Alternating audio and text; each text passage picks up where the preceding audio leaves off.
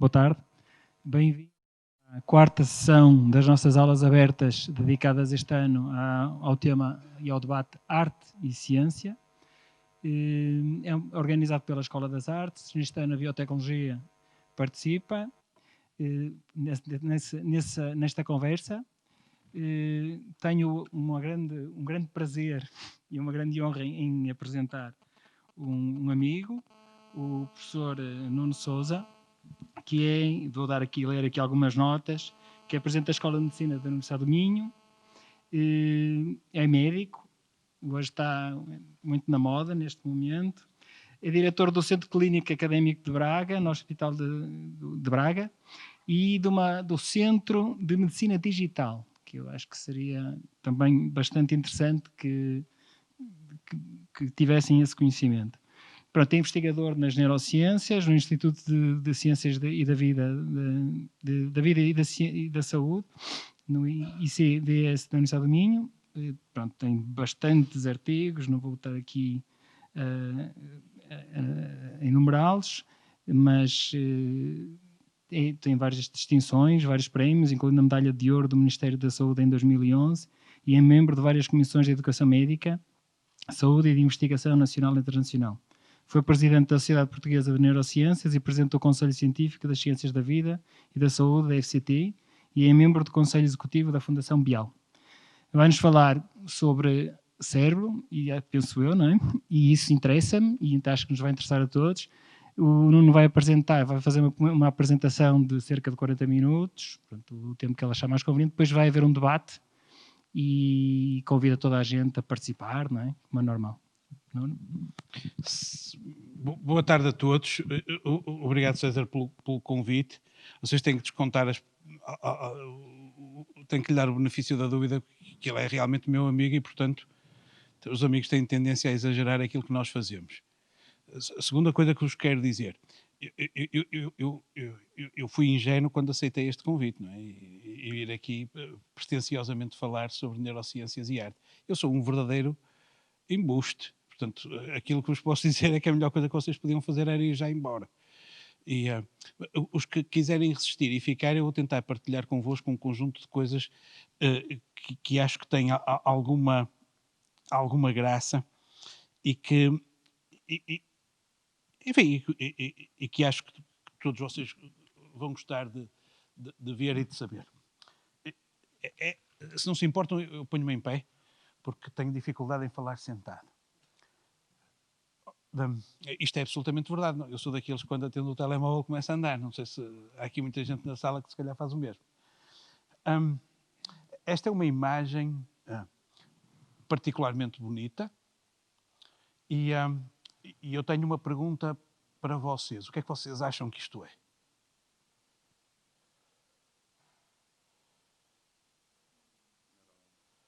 São neurónios, é verdade.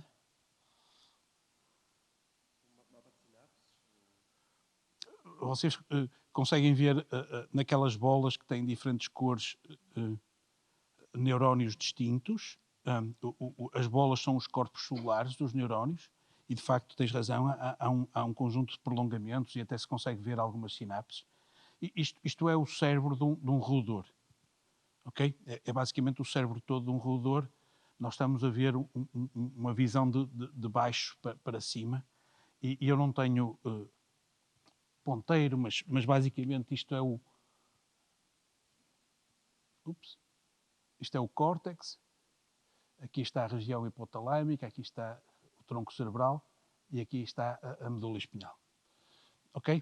E isto é para vos dizer que nós hoje conseguimos, há um conjunto de técnicas que nos permitem estudar o cérebro de maneiras que eu chamaria sem viés. Ok? E mais à frente vou-vos explicar qual é a importância disto.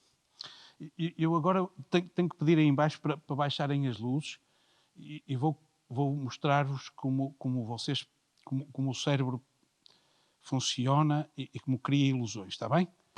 Vocês conseguem baixar mais a luz?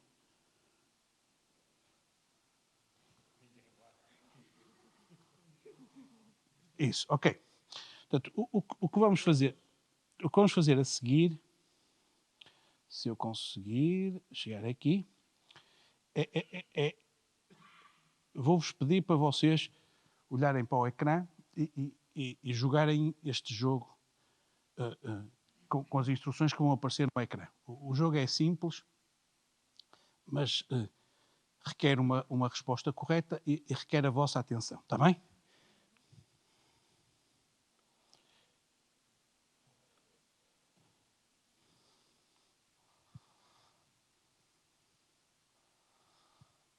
Portanto, vocês vão ter que contar o número de passes que a equipa com os jogadores que usam camisola branca fazem.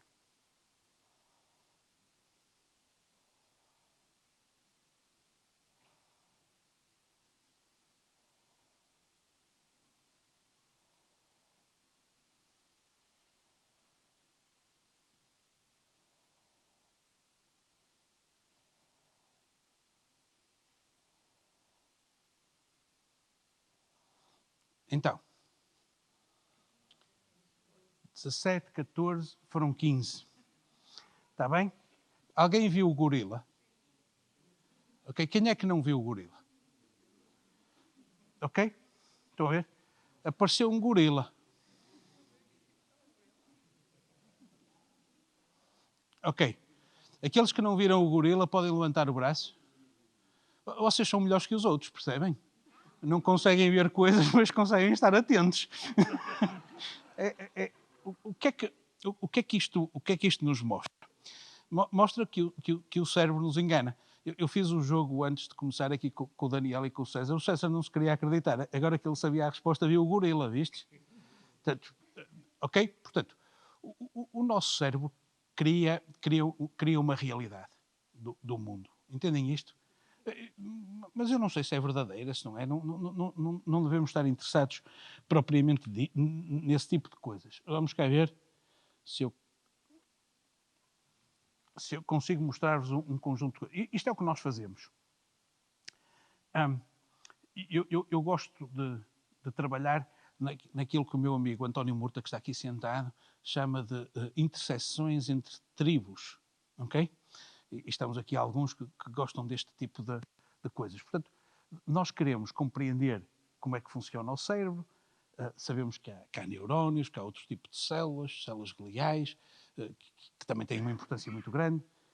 Sabemos outra coisa, que o que é importante no cérebro são as conexões, não são propriamente as células, são a forma como elas estão ligadas, percebem isto?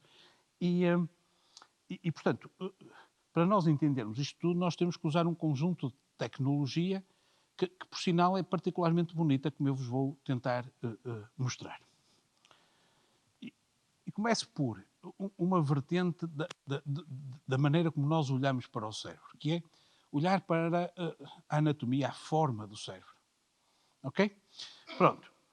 Esta é uma imagem que mostra uma coisa que é absolutamente extraordinária. Quando nós nascemos,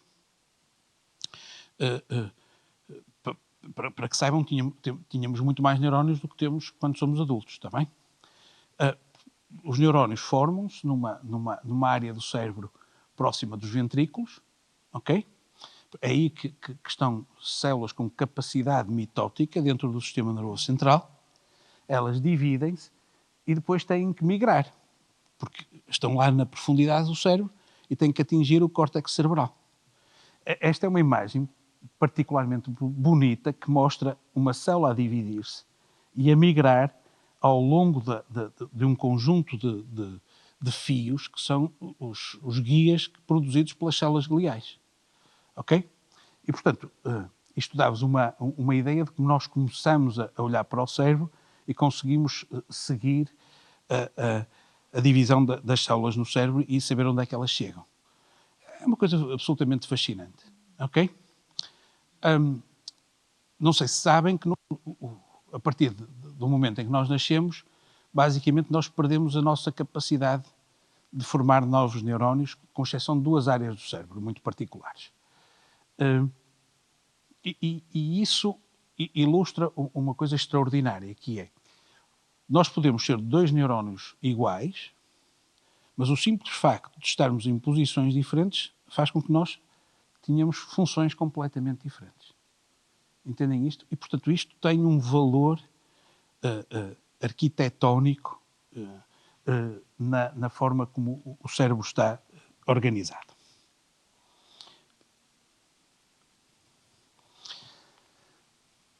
Temos aqui outra imagem, particularmente bonita, e eu vou, enfim, caminhar convosco e mostrar o que é esta imagem.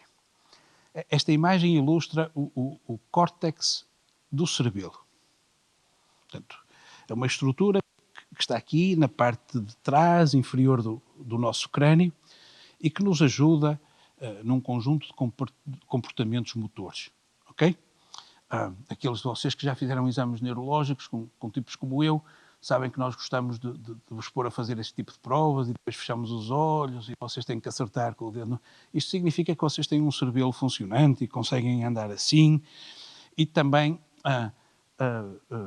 têm funções relacionadas com cognição. Sabemos isso hoje em dia. Está bem? Tem 3 camadas. Uma camada superficial, onde vocês, que está a verde, muito a verde, porque é onde estão aquelas arborizações dendríticas daquelas células grandes, que também estão a verde, com o núcleo vermelho, que são as células de Purkinje. Para aqueles de vocês que já apanharam algum dia uma bebedeira, é isto que funciona mal. Estas células ficam a funcionar meias mal e, portanto, vocês ficam atáxicos e passam a andar assim. Não é ver? É porque o cérebro... É só por isto. Portanto, eu tinha um colega meu que ficou muito fascinado. Estávamos no 2º ano do curso e ele, sempre que ficava bêbado, era um bocado chato. E depois dizia-nos, eu não estou bêbado, são as minhas células de porquinho que estão afetadas. Portanto, aquelas são as células de porquinhos. E por baixo, aqueles pontos vermelhos, são as células granulares do cerebelo. São as células mais numerosas no nosso cérebro. Ok? E isto ilustra um circuito neuronal que nós, hoje em dia, também conseguimos perceber como é que funciona e entender a morfologia. Eu agora vou-vos mostrar um conjunto de imagens que derivam de uma técnica relativamente simples, do ponto de vista físico, e que é as moléculas de água, obviamente, mexem-se nos 3 eixos do espaço, imaginem. Qualquer partícula se mexe nos 3 eixos do espaço. Se nós tivermos... Se eu ponho juntinhos, isto são 2 axónios, estão a ver? A probabilidade que eu tenho de me mexer neste sentido é muito maior do que me mexer neste, ok? E isto dá um vetor. E esta malta aqui, este gajo, eu, o Murta, conseguimos transformar isso numa imagem, ok? E depois criamos códigos, damos cores aos códigos e criamos uma imagem da forma como o cérebro está todo ligado entre si. Então vamos lá ver imagens do nosso laboratório que mostram isto. Estão a ver? Então vocês estão a ver aqui, a azul, um conjunto de axónios que estão a vir do córtex cerebral e que, como têm este sentido descendente, ficam pintados a azul. Depois tem, por exemplo, ali a vermelho, fibras que estão a cruzar de um lado para o outro do cérebro, numa comissura que se chama o corpo caloso e que faz com que os 2 hemisférios cerebrais estejam ligados. Ok? E depois temos fibras que têm curvaturas diferentes e que ficam com outras cores. E nós conseguimos fazer isto. É bonito, não é, André? Parece pintado. Vão ver? E então, eu pensei, depois de vos mostrar estas coisas tão bonitas, que podíamos falar um bocadinho sobre se são as neurociências que se ligam à arte ou se é a arte que está embebida nas neurociências. Que são 2 ângulos quase iguais, mas não são a mesma coisa. Está bem? Então, a seguir vou passar um conjunto de imagens que ilustram a beleza do cérebro. E isto são imagens e desenhos muito antigos. Foi basicamente com desenhos como este que o Santiago Ramón y Cajal e o Camilo Golgi descreveram a estrutura do nosso cérebro. há muitas décadas atrás, e com microscópios particularmente pobres, ok? Mas com estas técnicas de deposição de materiais pesados, eles conseguiam perceber estas redes e conseguiam descrever estas redes. Nós podemos combinar estas impregnações com outras impregnações e criar aqui quadros que são absolutamente extraordinários. Aqui vocês estão a ver um conjunto de neurónios piramidais no córtex cerebral. Estão a ver a projeção das arborizações dendríticas até à superfície cortical, e na superfície cortical estão a ver um conjunto de axónios que viajam nas camadas mais superficiais e que fazem ali os seus contactos sinápticos. E, portanto, é esta a forma como o cérebro comunica, e eu acho que mostrar isto assim realmente inspira-nos do ponto de vista da observação. Agora vou-vos mostrar a medula. Eu peço-vos desculpa, mas está sempre aqui a entrar uma coisa que é o EduRAM, que não está a funcionar e eu não consigo sair daqui. Só fazer aqui uma coisa, assim aparece mais vezes.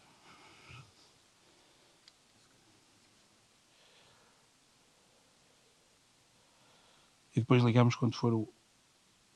Ok? Muito bem. Não, deixa estar. Está fixe. Isto é um corte axial da nossa medula. Ok? E o que é que vocês conseguem ver aqui? Conseguem ver uma coisa diferente, que é, agora a substância cinzenta está no interior e a substância branca está à volta. A substância branca são os axónios, a substância cinzenta são os corpos solares. E estão a ver ali em cima as raízes nervosas motoras a sair e aqui atrás as raízes nervosas sensitivas a entrarem na medula e a trazerem este sistema binário de saída do output e de entrada da informação sensorial. Parece uma mariposa, é assim que nós descrevemos isto aos nossos estudantes, e de facto permite-nos depois explicar-lhes que a substância branca está organizada em cordões anteriores, cordões laterais e cordões posteriores que veiculam sensibilidades distintas. Ok? Mais uma bela imagem de um neurónio, neste caso isolado. Ter imagens assim é particularmente raro. Normalmente eles juntam-se em borrões e quando nós temos um isolado ficamos todos excitados. Ok? E vocês estão a ver ali um. E depois aqui uma representação, esta já artística, de neurónios de novo no cerebelo. Ok? Agora, vocês podem olhar para esta imagem e parece que foi uma imagem montada. Isto é o cérebro da drosófila, ok? Que nós conseguimos colorir com diferentes marcadores e basicamente conseguimos quase ver neurónio a neurónio e conseguimos fazer um tagging de cada neurónio. Portanto, eu consigo dizer que este é o neurónio A, B, C e por aí fora. E nós usamos estes modelos animais porque são particularmente interessantes, porque muitos deles nós sabemos o número de neurónios preciso, o que é que cada um daqueles neurónios faz e a forma de os ver e de os seguir ao longo do tempo. Estou a entender isto? Portanto, desenvolvemos uma relação de alguma afiliação com eles. Conhecemos pelo nome e pelo número, o que é sempre particularmente interessante. Pronto, portanto, isto é para vos mostrar que esta interseção entre as neurociências e a arte é uma coisa relativamente explorada. E por esse mundo fora existem um conjunto de exposições. Em Portugal já estiveram algumas em que foi pedido a artistas para, com imagens geradas por cientistas, criar representações artísticas, e depois foi pedido a neurocientistas para, a partir de imagens de representações artísticas, encontrar algo parecido dentro do cérebro. E estas exposições são particularmente populares. Eu aqui nem vos vou dizer qual é a imagem real e qual é a imagem do artista, mas, como estão a ver, consegue-se fazer coisas com particular graça com estas técnicas que nós temos hoje em dia. E falei, sobretudo, da forma. Está bem? Agora eu vou falar um pouquinho da função. E vou-vos mostrar 2 ou 3 coisas. Oh, Daniel, agora preciso mesmo de me ligar. E ligar o meu telemóvel para termos rede.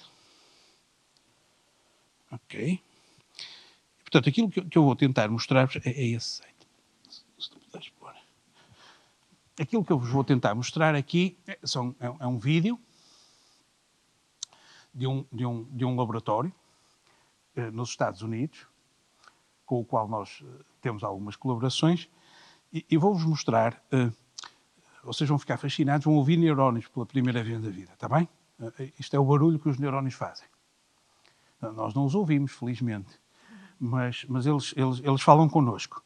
E depois vou-vos mostrar o que é que estes neurónios estão a marcar, está bem? Ok. Pronto, portanto, o roedor está aqui na bola verde, está bem? E ele vai percorrer este labirinto e vocês vão ver que à medida que ele percorre o labirinto, os neurónios estão a ser marcados e nós conseguimos construir mais ou menos a imagem do labirinto e eu depois explico o que é que isto quer dizer. Vamos a isto, Daniel.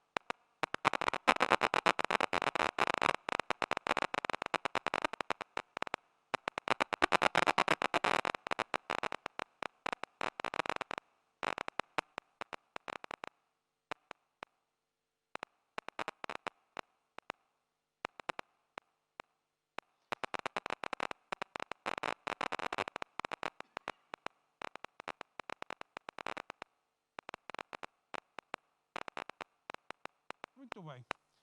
Como estão a ver, nós vimos a construção de um mapa.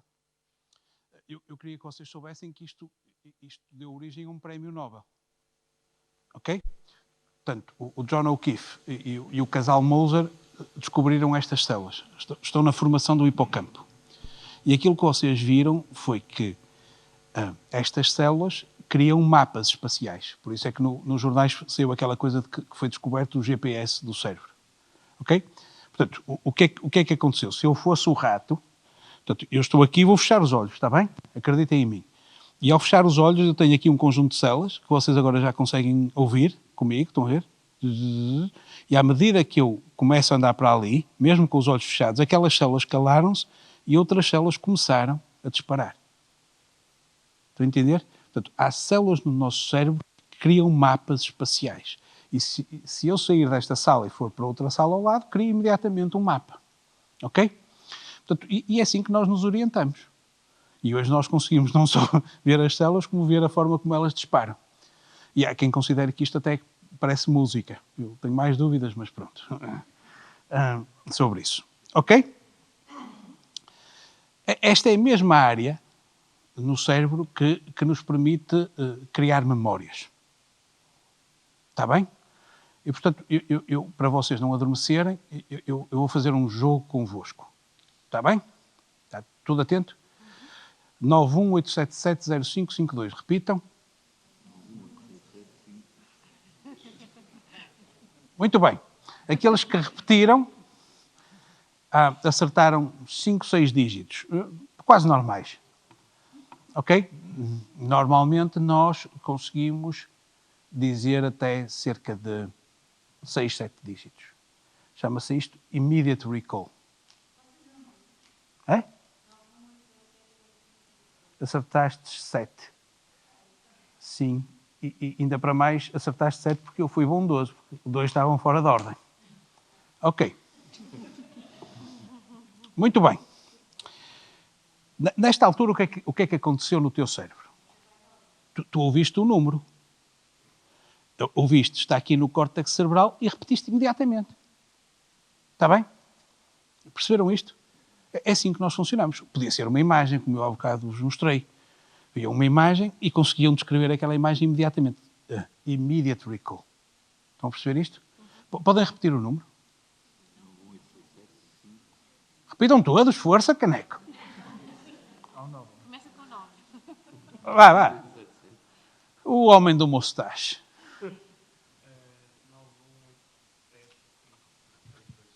Pronto, muito bem. Acertastes outra vez 5. Repararam que passou algum tempo, eu comecei a falar de outras coisas e vocês não degradaram propriamente a vossa memória. Estão a perceber isto? Ok. Aqui há alguém que não seja português? O André. Também, mas já cá estão em Portugal há algum tempo, certo? Pouquinho? Podes repetir o número? Tenta. Por favor. Nenhum? André? 9175. Muito bem. Eu vos dizer uma coisa. É o número do meu telemóvel. Podem repetir? Tentem repetir. Força, brinquem comigo. Vamos lá. Como é que é possível que aquele tipo tenha estado calado, quase não disse número nenhum e agora quase acertou todos? Ok? Porque agora aquilo que eu fiz foi dar-vos um contexto. Expliquei que era um número de telemóvel. Sabes porque é que tu não acertaste nenhum número? E todos os portugueses acertaram. Porque qualquer número em Portugal com 9 dígitos, que começa com 91, 93 ou 96, é um telemóvel. Eles, na realidade, não fixaram os 2 primeiros. Eles só sabem que é da Vodafone. Ok? Estão a perceber isto? Tá? E à medida que nós estamos aqui a conversar, alguns de vocês vão achar que o número tem alguma graça para ser guardado. E, portanto, esta parte do cérebro vai dizer ao córtex auditivo: se calhar vale a pena guardarmos isto. E isto vai se transformar em atividade elétrica, depois em proteínas e, eventualmente, isto transforma-se numa memória. E isso vai outra vez ao hipocampo, que são o sítio onde estavam aqueles neurónios que criavam um mapa. E depois o córtex pré-frontal diz, de volta para o córtex auditivo, porque é aí que você ouviu aquilo pela primeira vez. É lá que está o armazém onde nós conseguimos guardar aquela memória. E daqui a 2 anos vocês querem recuperar aquela memória e vão lá buscá-la. E ao ir buscá-la estão a criar uma nova memória sobre aquilo e, portanto, podem estar a alterá-la. Isso depois, a partir daqui, há um conjunto de outra evidência que nós podíamos estar muito tempo a falar. Ok? Conseguem repetir agora o número? 8775. O António bate 6. Muito bem, reparem, ele melhorou um dígito e eu não repeti o número. Portanto, perceberam o que está a acontecer? Portanto, de facto, está lá. Nós temos que ir lá buscar esta informação. Agora, vou-vos dizer uma coisa. Eu só consigo dizer o meu número se disser 2 dígitos, 3 dígitos, 2 dígitos, 2 dígitos. Se me obrigarem a dizer 3, 3, 3, eu vou dizer agora 9, 1, 8, não consigo. Perceberam isto? E vocês, é a mesma coisa com o vosso número de telemóvel. Portanto, porque não é só o número, é a forma como vocês o guardaram. Estão a entender isto? Para mim, que vejo alguns doentes com quadros demenciais, há coisas extraordinárias. Eu podia-vos passar aqui a imagem de doentes com Parkinson que não conseguem dar um passo e depois um tipo põe-os em cima de uma bicicleta e eles andam normalmente e fazem coisas extraordinárias. Entendem? São sistemas diferentes no nosso cérebro. Ok. Agora vou-vos mostrar que nós não só conseguimos ver os neurónios, como conseguimos vê-los agora a disparar. Ok? Portanto, isto é um miniscope. Aquilo que fizemos foi colocar uma câmara dentro de uma área específica do cérebro. Estes neurónios têm uma proteína que é fluorescente e nós conseguimos passar a ver a forma como eles estão ativos. Neste caso eram neurónios dopaminérgicos que estavam a sinalizar o prazer que o animal tinha numa determinada ação. Está bem? A seguir vou-vos mostrar um vídeo em que um primata, um macaco, controla um braço só com o seu pensamento. Está bem?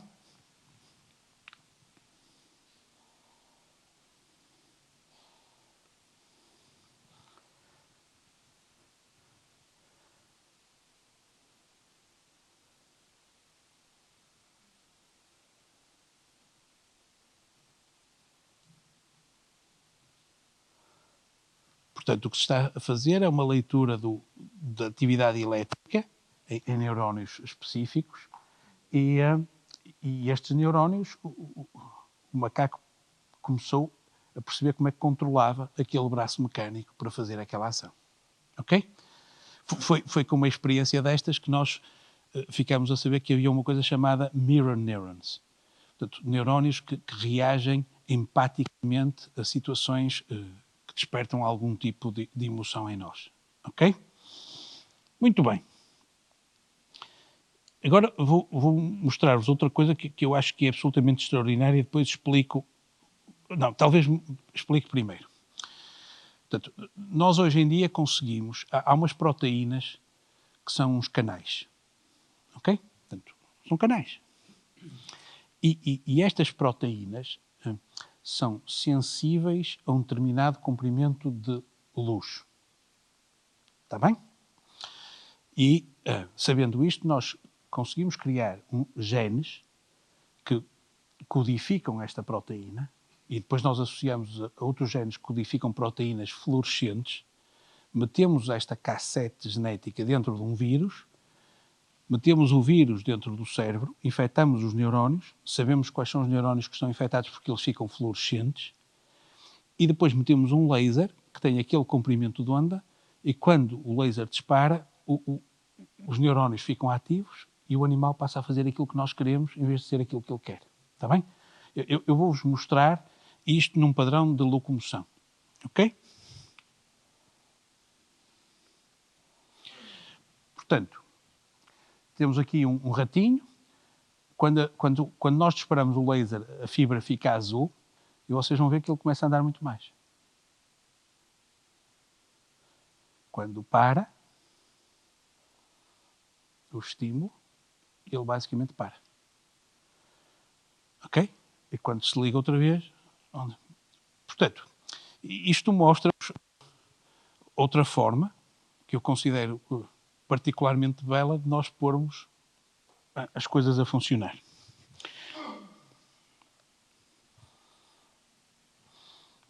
E então, vou-vos pedir 5 minutos para falar de ciência, está bem? E de resultados experimentais. E vou-vos contar uma experiência que nós fizemos no laboratório e que eu acho que é particularmente interessante para uma audiência como esta. Eu penso que todos sabem o que é um condicionamento. Quem é que me explica então o que é um condicionamento? Eu sou particularmente estúpido, portanto tenho que me dizer de uma forma muito simples. O que é que acham que é um condicionamento? É aquela experiência do Pavlov? O que é que... Conhecer o comportamento. Sim. António, mais simples. Isso é... Ação, reação. É o que é? Isso é um estímulo que provoca uma reação, uma ação. Está bem? Portanto, um condicionamento é a associação entre um estímulo e uma ação.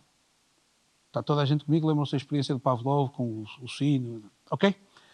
Comportamento instrumental é a associação entre uma ação e uma recompensa.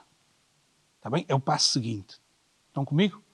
Portanto, aqui há uns anos nós decidimos estudar uma coisa que é interessante para vocês. Vocês vão perceber, vocês vão reconhecer isto. No comportamento instrumental, Portanto, na associação entre uma ação e uma recompensa, há duas formas de fazer isto. Ok? Uma forma é porque eu quero fazer aquilo. A outra forma é porque eu estou habituado a fazer aquilo. Estão a ver isto? Quando é porque eu quero, é este circuito aqui, do lado esquerdo. Ok? Quando é um hábito, é este circuito aqui do lado direito. E agora vou-vos contar uma história que vai ressonar em todos vocês, está bem? Eu moro no Porto e trabalho em Braga. Quando comecei a fazer este trajeto, os primeiros 2, 3 semanas, meses, eu entrava no carro e ia super atento à estrada. Eu queria chegar ao meu local de trabalho. Estão a perceber isto? Certo. 20 anos depois, eu entro no carro, sento-me, engato a primeira e o carro leva-me. O carro sabe o caminho, não sou eu. Toda a gente está comigo já, não está? Estão a perceber isto? Portanto, eu transformei uma ação porque eu queria num hábito. E isto é super vantajoso. Porquê? Porque eu agora tenho 30 minutos para pensar noutras coisas. Estão a ver? Para lá vou a pensar o que tenho que fazer, para cá venho a esquecer o dia todo. Estão comigo? Pronto. Qual foi a nossa ideia? Foi, se eu estou muito estressado, eu noto que fico muito habitual. E portanto, eu às vezes tenho que ir às cortes pedir dinheiro a Lisboa, estão a ver? Todos nós temos. Eles ficam lá com o nosso dinheiro todo e um tipo tem que ir lá. Tipo, é meu, é meu. Pronto, isso causa-nos stress. Eu às vezes meto-me no carro para ir a Lisboa e vou para Braga. E quando lá chego é que, ups, não era para aqui. Estão a perceber isto? Já vos aconteceu, não já? Estão a ver? Pronto. Então, eu agora vou-vos mostrar como é que nós ficamos a saber porque é que estas coisas acontecem. Então, nós estudamos um conjunto de ratos e ratinhos que tinham sido submetidos a stress crónico. Está bem? E descobrimos que aquela zona ali, DMS, daquele circuito que nos orienta por objetivos, porque eu quero, ficou mais pequenina com o stress. E aquela zona do lado direito, que é deste circuito aqui, dos hábitos, ficou maior. Okay? Primeira observação. Portanto, de facto mudou a estrutura do cérebro.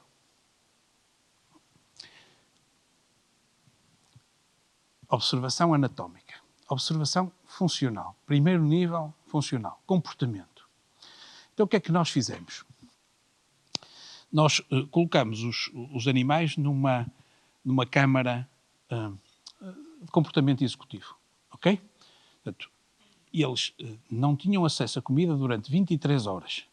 E agora tinham 2 alavancas naquela caixa operante. E eles tinham que aprender que se pressionassem uma alavanca, iam ter uma pellet. Perceberam isto? E, portanto, aprenderam aquilo.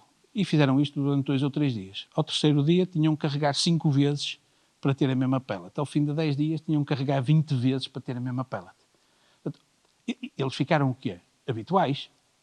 Ao fim de algum tempo, tipo, punham-os lá, eles estavam com fome e iam logo carregar até cair comida. Está bem? Pronto. Até agora só fizemos a transferência do querer para o hábito.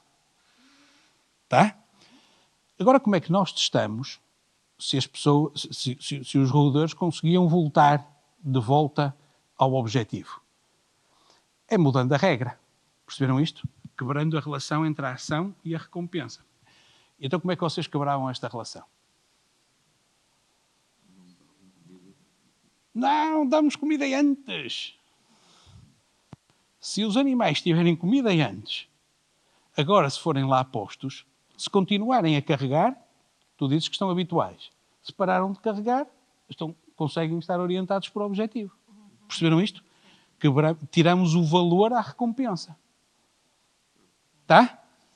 Agora vamos ver o resultado.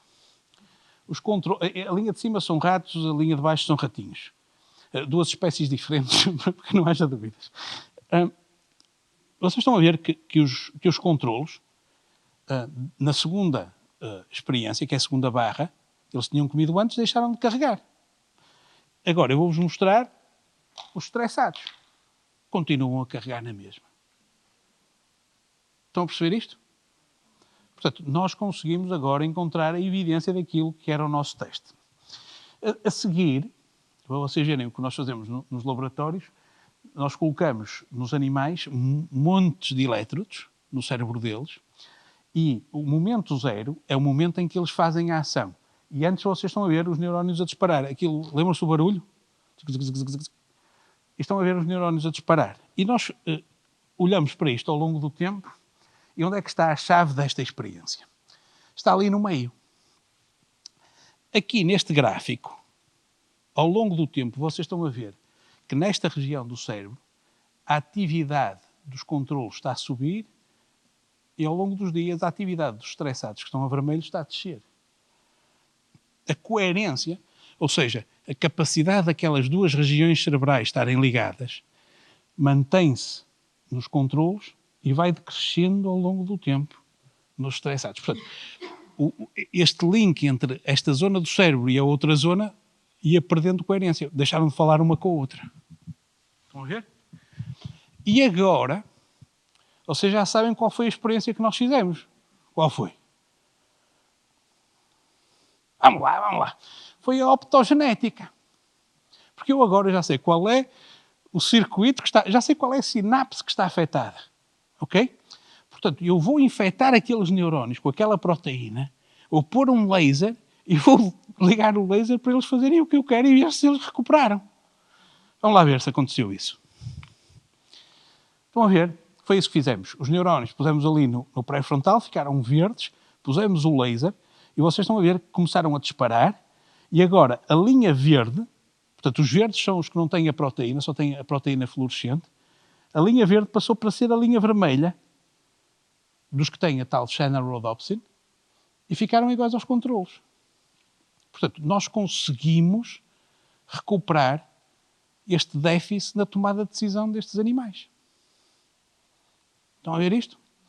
Pronto, nós publicamos este paper, assim, numa daquelas revistas famosas, e um dos revisores perguntou: isto também se aplica aos humanos? Que é a pergunta que todos temos, certo? Afinal de contas, nós não somos bem ratos. Ok? Pronto. A vantagem de ser diretor de uma escola de medicina é que nós temos muitos estudantes de medicina. Eu não fiz nenhum. Vocês é que fizeram a associação, não fui eu. E então, os estudantes de medicina, no final do curso, têm que fazer um exame para entrar na especialidade. Este exame é hiper estressante porque, hoje em dia muito mais, porque 1/3 deles não tem acesso a nenhuma especialidade em Portugal. Portugal é um país rico e, portanto, dá-se estes luxos. E, portanto, eles estudam muitos meses e, obviamente, estão debaixo de stress. Estão a ver? É barra vermelha. Então, nós pedimos para eles virem ter connosco nos dias a seguir a terem feito este exame. Eles estão estressados, nós medimos o cortisol, e pedimos para virem ter connosco ao hospital em jejum. Tá?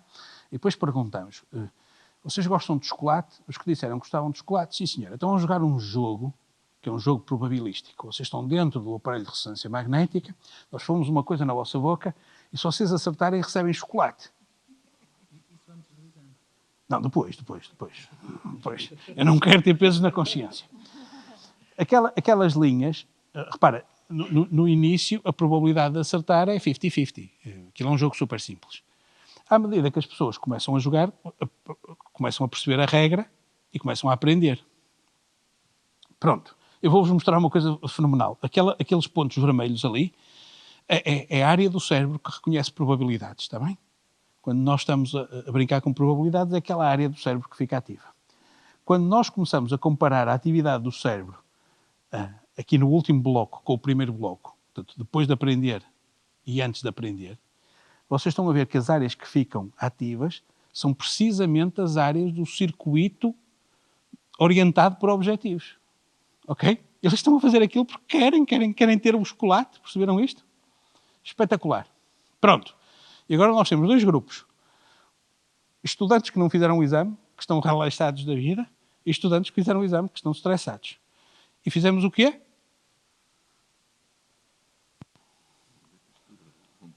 Certo? E a seguir?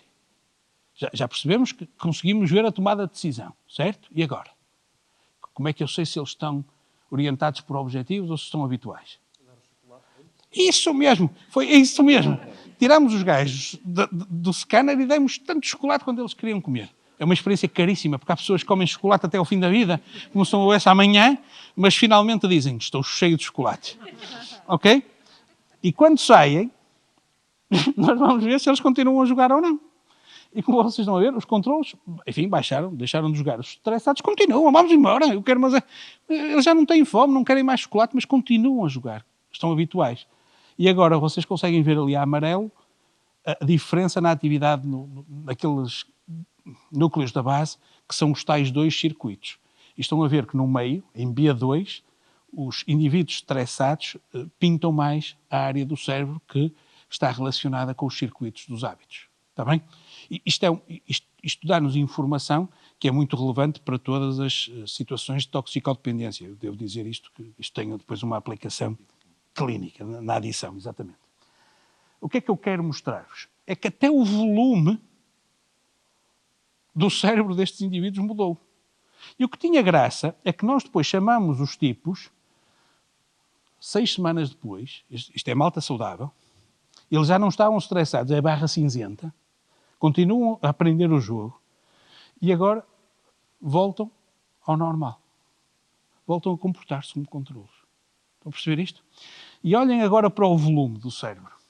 As áreas azuis são áreas em que o cérebro estava mais pequenino nos indivíduos estressados e as amarelas que estava maior. 6 semanas depois, os mesmos indivíduos têm um mapa exatamente ao contrário. Portanto, até do ponto de vista da forma, o cérebro também recuperou. Ok? E este é o que eu consigo fazer de melhor em termos de arte, para vos mostrar que também fazemos alguma coisa com arte. Muito bem. A doença das pessoas que não conseguem decidir chama-se perturbação obsessiva-compulsiva. Ok? Portanto, estes indivíduos nunca têm a certeza da coisa e, portanto, repetem, obviamente, as ações para diminuir.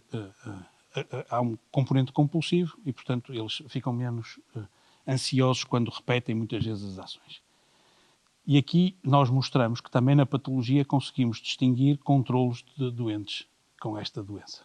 E vemos que os controlos ativam muito mais o circuito orientado por objetivos do que os indivíduos com doença. E hoje em dia a terapêutica para estes doentes é relativamente ineficaz e hoje em dia há intervenções terapêuticas precisamente com estimulação cerebral profunda naquelas regiões que nós sabemos que têm um déficit de atividade no cérebro destes indivíduos. Quanto tempo é que eu estou a falar? Que eu perdi totalmente a noção. Perto de 1 hora? Pronto, então só vou mostrar mais 2 vídeos. Isto é para vos mostrar o que acontece se nós fizermos ressonâncias cerebrais a ratos e ratinhos, conseguimos passar a ver o que se passa no cérebro deles. E aqui vai a imagem. Portanto, nós estudamos animais com controlos com stress e estão a ver daquele lado o volume a mudar e deste lado a conectividade das regiões do cérebro a mudar ao longo do tempo. Esta experiência foi gira, mas nós quisemos perceber outra coisa. Nos indivíduos estressados, nem toda a gente responde da mesma maneira. Eu vim aqui dar esta conferência e estou aqui absolutamente relaxado. Alguns de vós ficariam nervosos. Se vocês me derem os coisas dos impostos para preencherem, o panico. E pronto, felizmente tenho uma mulher que é inteligente. E então nós começamos a estudar a diferença entre as pessoas, neste caso entre os animais, entre aqueles que respondiam muito aos estímulos de stress e os que respondiam pouco. E percebemos que eles, à partida, já eram diferentes. Mas agora reparem que, durante o tempo, estas alterações vão mudar radicalmente. Ok? E isto permite-nos separar aqueles que são muito suscetíveis daqueles que são pouco suscetíveis. Ok? E este é o princípio que em medicina se chama de procura de um biomarcador ou de uma assinatura biológica que nos permite distinguir aqueles a quem nós podemos fazer alguma terapêutica antes. E então vamos lá ver isto. O que vocês vão ver aqui é basicamente o meu cérebro. Está bem? Portanto, eu entrei para dentro do aparelho de ressonância magnética e fiz aquilo que nós chamamos uma aquisição em repouso. O que é isto? Portanto, eu estou dentro do aparelho, não posso adormecer, estou com os olhos abertos, focados num ponto qualquer, mas procuro não pensar em nada, no sentido de não estar focado em nada. Estão a entender isto? Pronto, isto comigo funciona lindamente. Eu consigo. E nós tínhamos a ideia de que isto são as chamadas redes de repouso cerebral, e que eram coisas muito estáveis. Muito estáveis. Pá, aquilo não mexia. Pá. Um gajo estava ali em repouso e conseguia-se ver estas redes. E nós decidimos estudar isto basicamente segundo a segundo. Aquilo que vocês vão ver é que não é nada verdade. E isto também tem aqui alguma arte, como vocês vão ver, porque as cores mudam, não é? Vamos lá. Estão a ver? E acreditem, as pessoas não estão propriamente focadas em nada. Está sempre a mudar. O repouso é hiperdinâmico. Então, será que nós podemos tirar vantagem disto, do ponto de vista terapêutico, clínico? E isto é um voluntário, lá no nosso Centro de Investigação Clínica, que esteve no aparelho, a mesma pessoa, e que, na primeira sequência, tomou um comprimido que era um placebo. Portanto, basicamente não era nada. E no segundo caso, o mesmo indivíduo tomou um antidepressivo. E vocês estão a ver que estas variações nas redes são brutais. E, portanto, isto pode ser, de facto, uma assinatura. O que é que nós sabemos hoje em dia? Nós sabemos que pessoas com depressão, mesmo que nós os medicamos corretamente, cerca de 1/3 não vai responder à terapêutica. E o pior é que nós só vamos saber isto 4 ou 6 semanas depois, porque demora tempo a que isto aconteça. Portanto, imaginem que nós conseguíamos ter uma assinatura que nos permitia dizer se um determinado indivíduo vai responder ou não vai responder a um antidepressivo. Portanto, o que é que acontece em Braga? Em Braga acontece isto. Quando alguém tem um caso de depressão, vai ao hospital e se nunca tomou nenhum antidepressivo, nós convidamos-lo a tomar o primeiro antidepressivo dentro do aparelho de ressonância. E vamos ver as variações na atividade cerebral e vamos à procura das assinaturas biológicas daqueles que respondem versus aqueles que não respondem. Está bem? Eu chamo isto a arte da medicina, percebem? É a minha forma de fazer arte. Muito bem. Isto também é verdade para quem é saudável. Isto é uma coorte que nós seguimos de centenas de pessoas idosas saudáveis. E aquilo que nós fizemos aqui foi dividir aqueles que têm muito bom desempenho cognitivo e aqueles que têm menos bom desempenho cognitivo. E o que tem piada é que estes padrões de atividade do cérebro variam e a probabilidade de estarmos num estado ou no outro varia entre aqueles que têm muito bom desempenho cognitivo e aqueles que não têm. Portanto, vocês entendem que de facto, quando nós olhamos para o cérebro todo, quando não vamos à procura de um único sítio no cérebro, nós conseguimos ver o que se está a passar e tirar daqui um conjunto de consequências. E isto são as redes que se vão procurando e isto são imagens reais de neurociências lado a lado, com representações artísticas e umas de anatomia, outras de eletrofisiologia. Portanto, o Zé Maria já está em casa, já começa a ver ali sinais, a mexer e, portanto, são fotografias com alguma piada. Uma nota final para vos dizer que nós na medicina também tiramos muita informação da arte. E vou terminar com dois quadros que todos conhecem e que mostram duas coisas completamente distintas.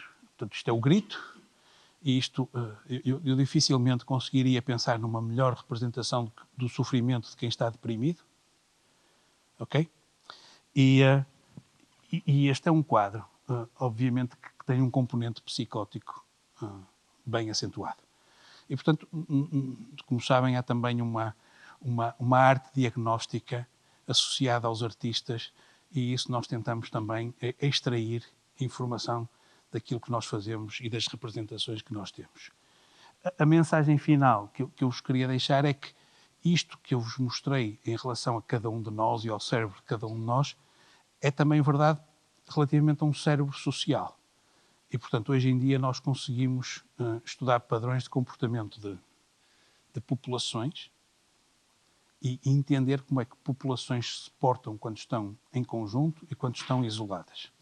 E sobre isso eu teria que ser convidado outra vez, mas o César está capaz de me matar porque eu estou a falar há muito tempo. Obrigado pela vossa atenção. Obviamente responderei a todas as perguntas que saiba responder. Eu acho que não sei, ou só dizer não sei, está bem? Obrigado.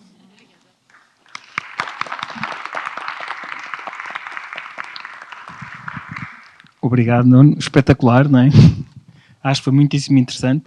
Vai haver agora espaço para conversar com o Nuno e eu vou aproveitar a minha posição de estar aqui sentado à frente para lhe fazer a primeira pergunta, que é a seguinte. E, portanto, a minha mamã já me telefonou. A minha mamã, quando não sabe onde eu estou, fica logo muito preocupada. Vocês fazem muito trabalho de estudo com animais e aquela pergunta do reviewer sobre até que ponto é que trabalhar com os resultados que obtém com uma cobaia é similar ou se aproxima do cérebro humano. Pronto, isso é uma das perguntas, mas que se liga, que eu quero puxar mais à frente. Se eu bem percebi, a memória da tecnologia é a mesma, a tecnologia no cérebro é a mesma no rato que no homem. Estou aqui a pôr essa hipótese. As memórias são algo que são estruturas, criam estruturas tridimensionais. E então eu... Em 4 dimensões, por sinal. Portanto, é física, consigo medir o tamanho da memória? Portanto, há uma dimensão tridimensional, obviamente, e depois há a dimensão temporal que tu adicionas a isto. Ok. Mas onde eu queria chegar era... Portanto, há uma ligação entre a nossa inteligência, seres inteligentes, e a memória que nós temos. E se nós conseguimos... Se a memória também os animais a têm... Há bocado vimos um macaco a pensar. Ele pensou e conseguiu fazer um movimento do braço. Se nós conseguimos medir onde é que está a fronteira entre um ser inteligente e o não inteligente, se isso é possível de medir no cérebro. Vamos lá. A resposta é não sei, portanto... Sim, eu imagino. Está dito. E esta é a única que é honesta. O que é que eu posso dizer-te que nós sabemos? Vamos lá ver. Em relação àquilo que tu disseste primeiro, os mecanismos fundamentais estão preservados nas espécies. O que varia é a complexidade das redes. E por isso é que não faz sentido... por exemplo, o hipocampo num ratinho ocupa um volume gigante no cérebro de um ratinho. Okay? Porque é uma estrutura muito importante para o comportamento daquele animal. Percebem isto? Na espécie humana é uma estrutura muito pequenina, mas continua a ser muito importante. Enfim, infelizmente, quem tem demência de Alzheimer começa próximo do hipocampo, depois atinge o hipocampo e obviamente todos nós sabemos quais são as consequências disto. Os mecanismos fundamentais da atividade cerebral, da neurotransmissão, estão preservados e por isso é que faz sentido nós estudarmos espécies menos complexas para entender os mecanismos fisiológicos e fisiopatológicos. Quanto à segunda questão, todos os seres vivos com cérebro têm uma dimensão de inteligência. O problema é que nós queremos medir inteligência da forma como nós a percepcionamos nos humanos e, obviamente, isso é muito difícil de fazer a engenharia reversa para agora dizer que o animal A ou o animal B é mais inteligente ou menos inteligente. Mas é verdade que existem formas de medir desempenho cognitivo e desempenho emocional, que são formas de inteligência distintas, em diferentes animais. Posso partilhar contigo uma experiência. Nós hoje em dia temos formas de colocar muitos animais a viver em simultâneo, em conjunto. E estudar muitos comportamentos sociais, hierárquicos e cognitivos. Porquê? Porque aquilo é uma área grande onde os animais estão, todos os animais têm um transponder, portanto sempre que se mexem eu sei para onde é que vão e o que é que estão a fazer. E é verdade que nós conseguimos associar animais que têm melhor desempenho cognitivo a determinado tipo de comportamentos. E, portanto, tu podias dizer que para aquela tarefa cognitiva aquele animal lá era mais inteligente que o B e muitas vezes não é o dominante está preocupado em dominar e não tem necessariamente o mesmo desempenho. Portanto, sim, conseguimos medir inteligência em múltiplos seres vivos. Ok. Perguntas? E também conseguimos dos humanos e depois tiramos daí um conjunto de inferências que não são propriamente brilhantes, mas eu sobre isso não vou comentar. Bom, muito bem.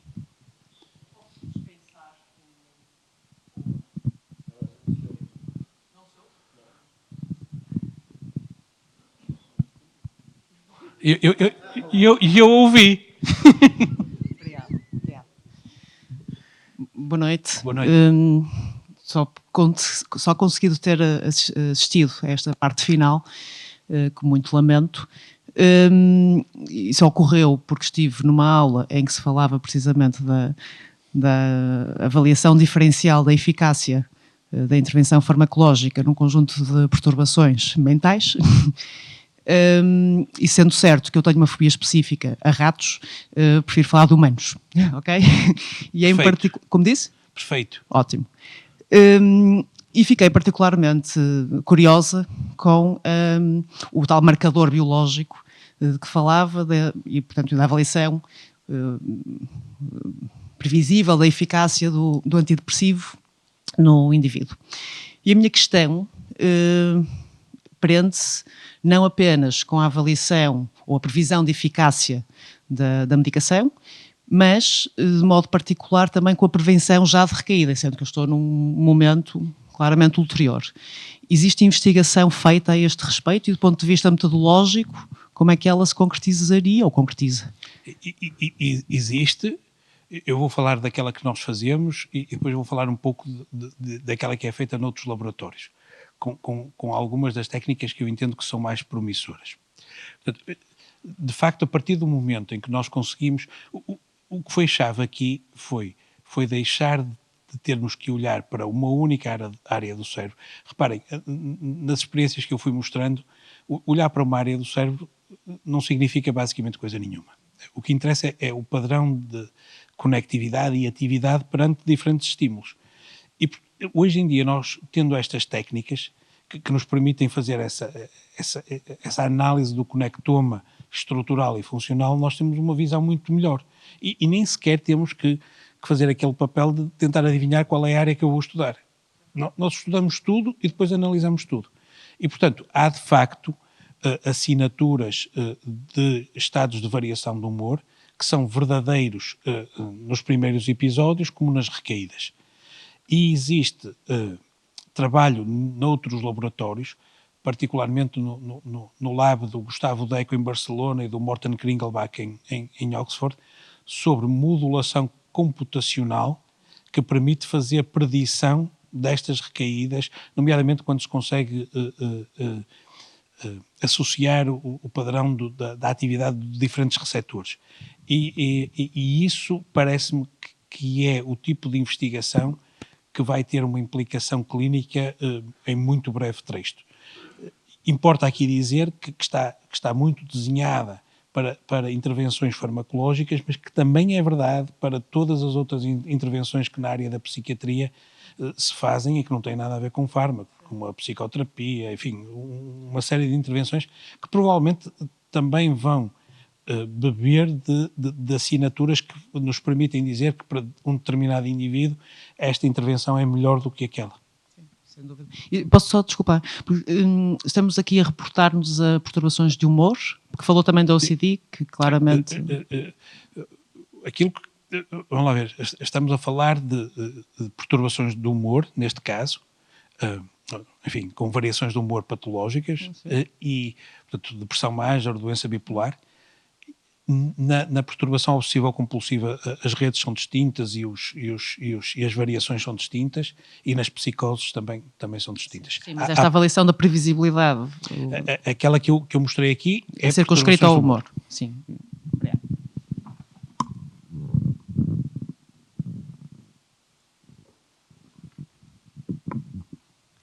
Muito obrigada pela muito interessante apresentação que fez. Eu gostava de lhe perguntar, as experiências que apresentou eram sobre stress por um período curto de tempo.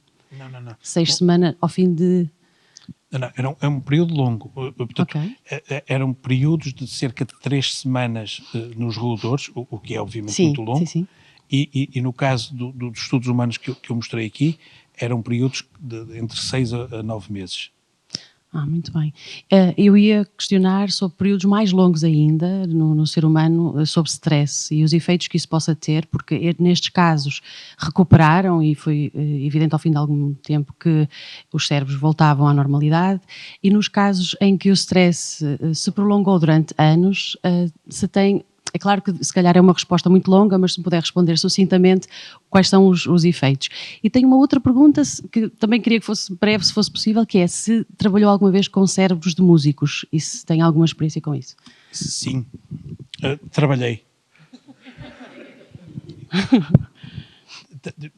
Olha, fiz umas incursões com colegas que são músicos, não só na apreciação da forma como eles estruturam a sua forma de ser criativos, mas também nas emoções que despertam noutros, nomeadamente em crianças com diferentes baladas e não sei o que mais.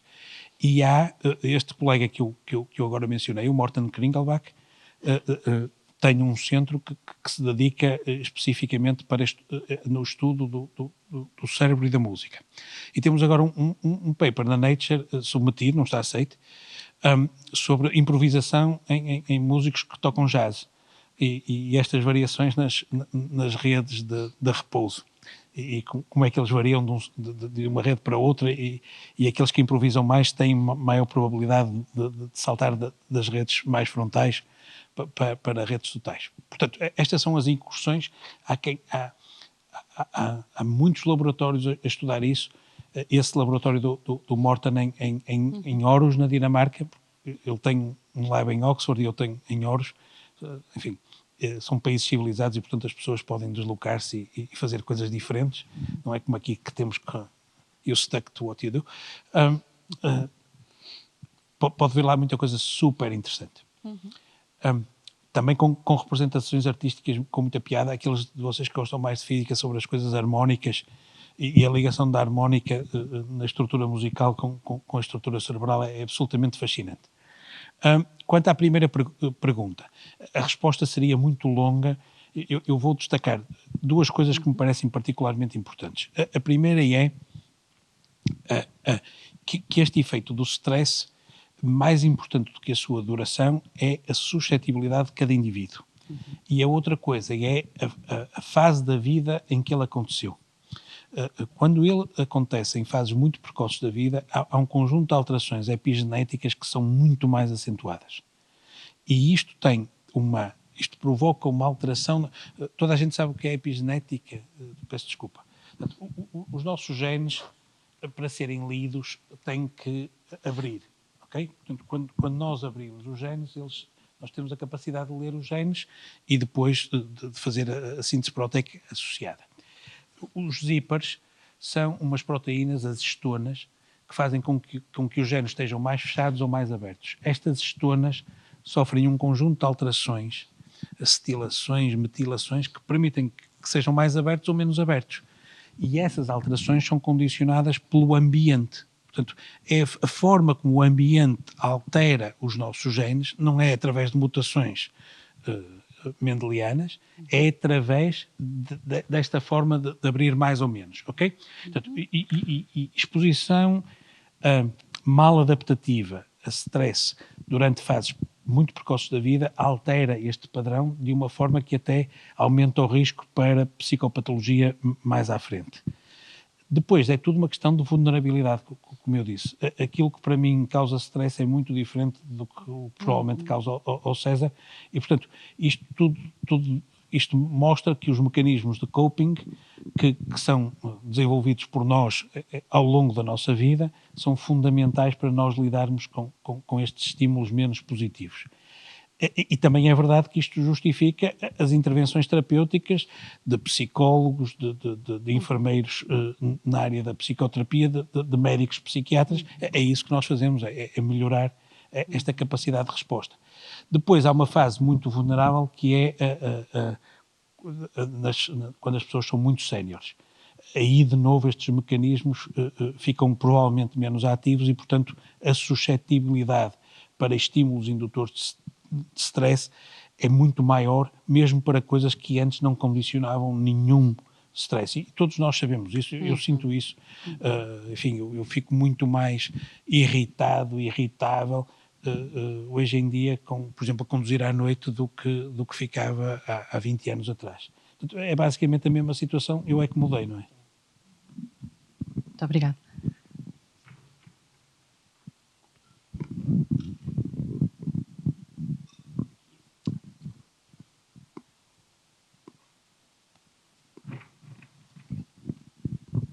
Olá, boa noite.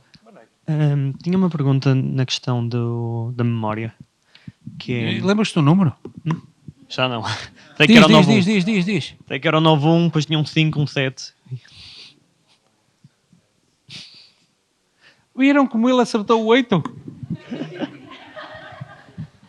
E eu não perguntei porque acertaria 9 e eu não quero que saibam o meu número. Desculpa. Tem problema. Mas na questão da memória, acho que se calhar relacionando isto com a arte e com processos criativos, que tinha dito, e acho que eu já tinha ouvido isto também antes, que sempre que recuperamos uma memória estamos a criar uma memória nova.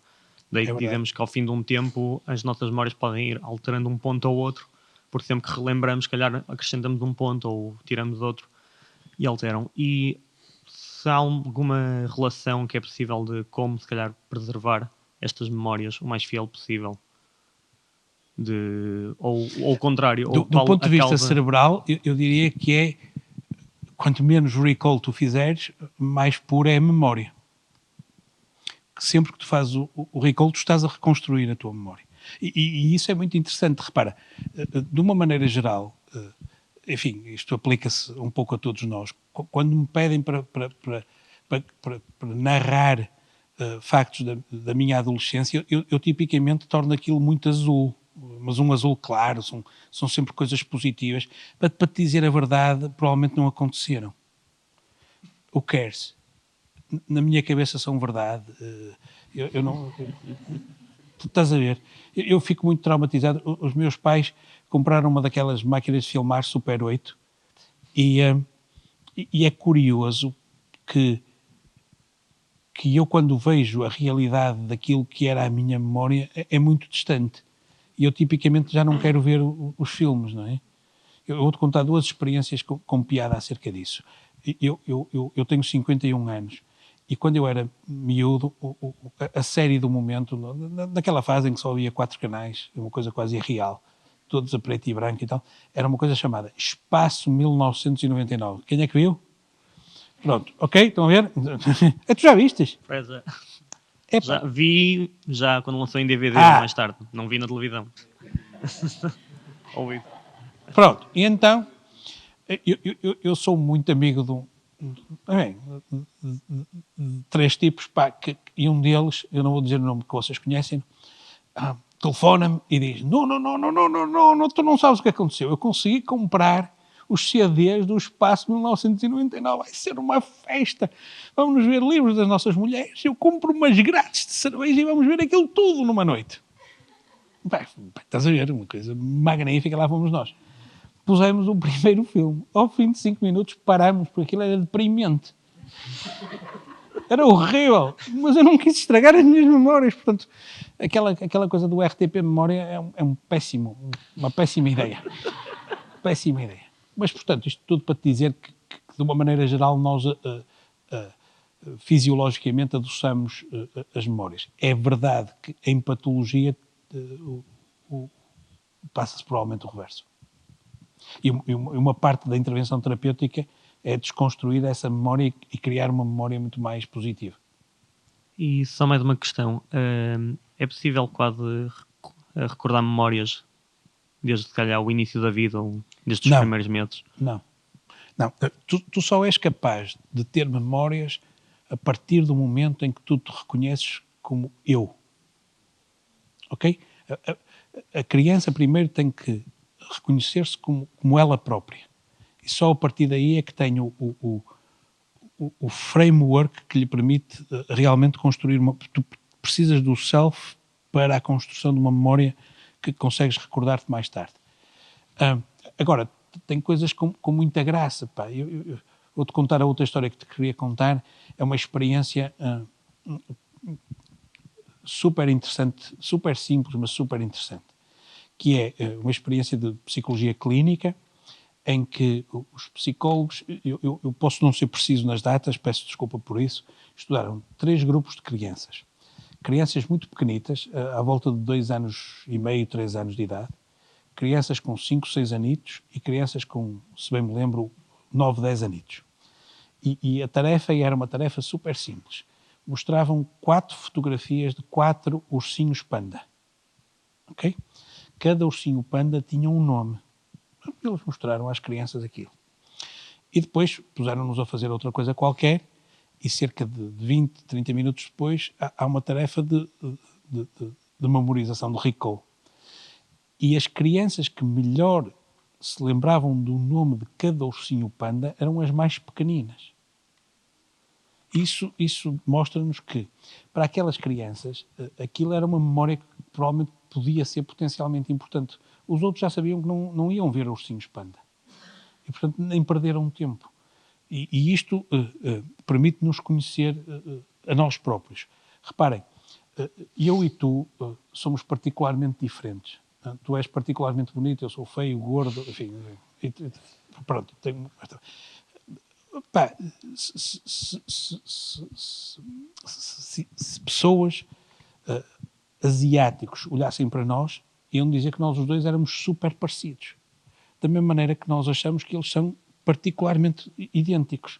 Temos muita dificuldade em reconhecer. Portanto, o nosso cérebro é isto, percebes? Estás a ver? Eu só apuro a minha capacidade discriminativa naquilo que eu acho que tem valor. E, portanto, as memórias estão muito associadas a isso. Aqueles de nós que têm cães conseguem distinguir o seu cão de qualquer cão daquela raça, mas não conseguem distinguir os outros cães uns dos outros, são todos dálmatas. É por isso que eu tenho um rafeiro. Muito obrigado. Não, eu não sei se a pergunta é idiota ou não é, ou não, mas vou fazê-la de qualquer jeito. Não.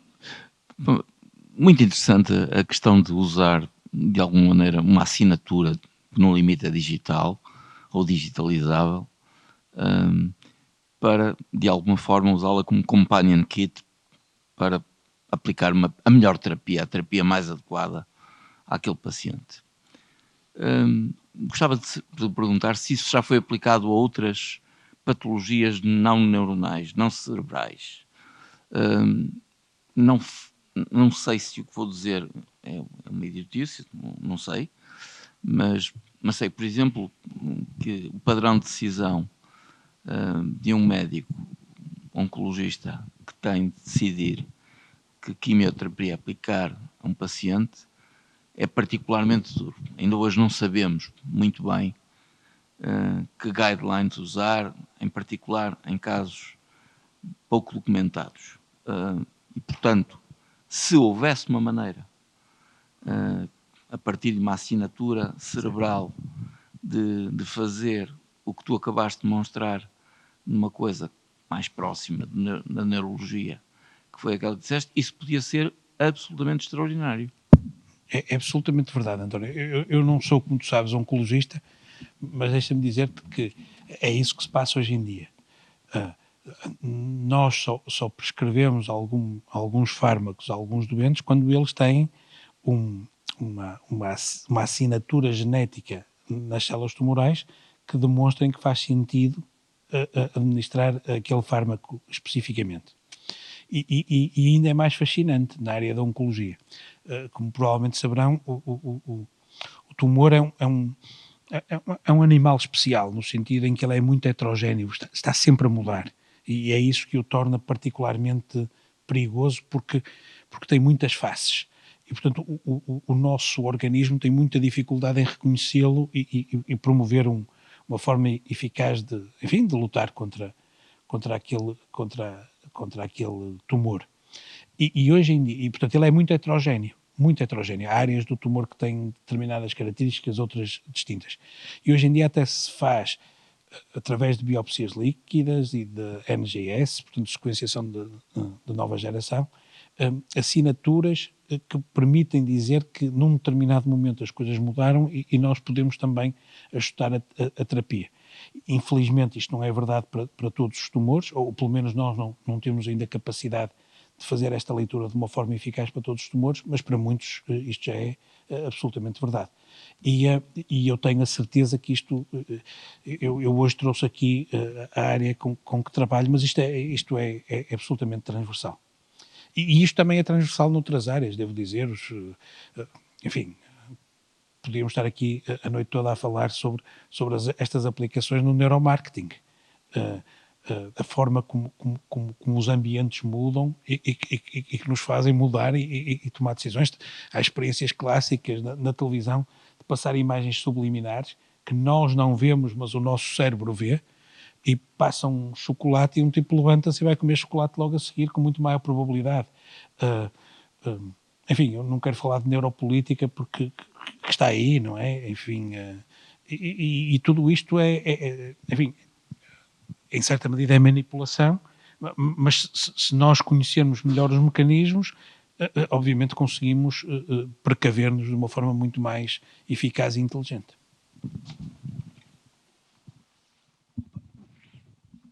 Eu tenho precisamente uma pergunta sobre neuropolítica para lhe fazer, se puder ser.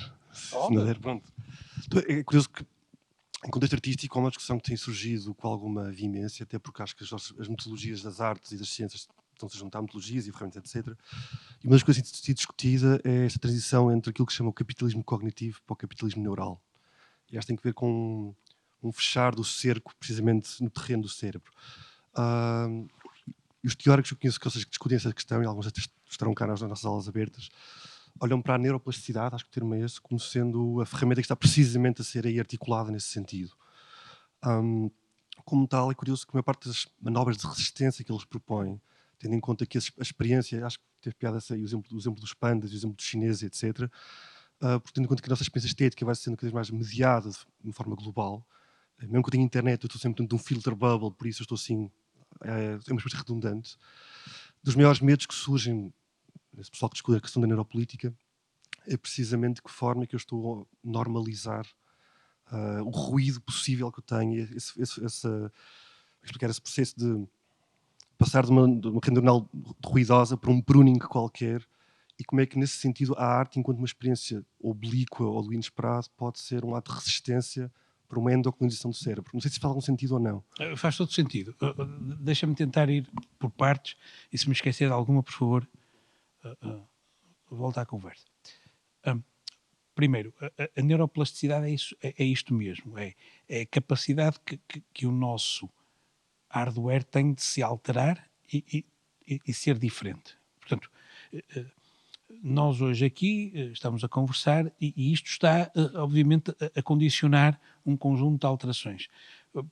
Tu ficaste particularmente interessado na experiência dos panda, portanto, isso fica guardado na tua memória, tu agora vais reconstruir a experiência e vais aplicá-la noutros contextos, e isto é, obviamente, diferente para todos nós. Se hoje todos fizéssemos a descrição do que se passou aqui, íamos contar uma história obviamente distinta. Era a nossa história. A segunda coisa que eu acho particularmente fascinante, porque as duas coisas estão a convergir. Primeiro, eu acho que as neurociências já não é uma ciência, é uma estratégia. Portanto, isto eu tenho a certeza do que estou a dizer. E uma estratégia extremamente poderosa. Quero dizer isto. Mas para os artistas, aquilo que mais me impressiona é como é que um artista não se limita a copiar aquilo que já viu nos outros. Eu fico sempre fascinado quando quando uma das minhas bandas preferidas produz uma nova música e ela é distinta. Eu fico sempre fascinado. Como é que estes tipos conseguiram fazer uma coisa diferente depois de terem feito meia dúzia tão excepcionais e essa coisa diferente não é igual àquilo que outras pessoas estão a fazer pelo mundo fora. E eu acho que isso é pelo erro. Portanto, há um componente no erro que é indutor de enormíssima criatividade. E é desta o erro entre aquilo que é a realidade e a percepção da realidade. Volto à história dos ursinhos panda. Se eu vos pedisse para contarem a história uns aos outros, cada um ia contar uma história diferente. É aquela coisa que ele há bocado estava a dizer, que acrescenta um ponto, ok? E de repente aquilo era a sua verdade. E essa representação é que te torna criativo. Ok? Portanto, é isso que eu acho que é absolutamente interessante na forma como o cérebro cria os seus outputs. Depois, há também várias experiências que mostram que quando nós temos uma desconexão, a criatividade não é necessariamente maior ligação de conectividade funcional, provavelmente até o oposto. Porque há várias experiências, reparem, há aquelas experiências com os psicadélicos e coisas assim no género, que no fundo o que estão a quebrar são estas redes de conectividade funcional, mas de repente permitem emergir coisas que antes não eram possíveis porque nós as inibíamos. Aliás, enfim, na nossa tradição judaico-cristã de educação, a educação é basicamente inibir, se vocês pensarem, é dizer aos miúdos não faças isto, não faças aquilo, não faças... Portanto, quanto mais quieto o gajo está, melhor comportado. Portanto, é o que as nossas escolas fazem. Eu costumo dizer aos tipos quando chegam lá à nossa escola médica, espero não vos estragar. Porque eles chegam vibrantes e depois um tipo, a norma, obriga, estás a ver? E pronto. E, portanto, eu acho que é fascinante este diálogo com quem é mais criativo.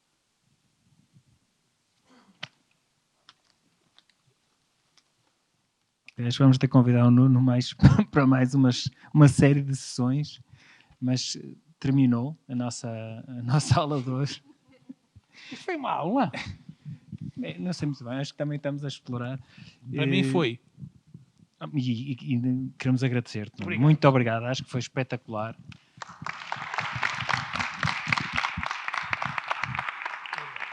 Nós, a parte da ciência vai continuar na próxima semana, vamos ter o professor Alexandre Quintanilha, já agora também relembro, para quem quiser, vai mostrar mais na física.